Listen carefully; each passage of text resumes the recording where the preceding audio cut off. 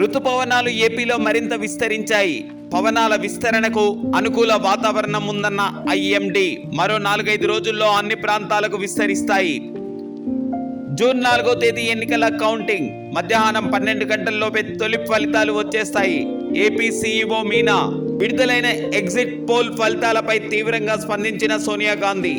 Exit polls కు భిన్నంగా రేపటి ఫలితాలు ఉంటాయన్న సోనియా. జూన్ 4వ తేదీ వరకు అందరూ వేచి చూద్దామని వ్యాఖ్య. ప్రపంచ రికార్డు సృష్టించిన భారత ఓటర్లు.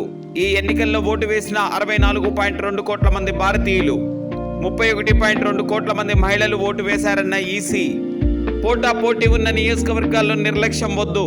కౌంటింగ్ సమయంలో అభ్యర్థులు అప్రమత్తంగా ఉండాలని సూచించిన తెలంగాణ ముఖ్యమంత్రి రేవంత్ రెడ్డి.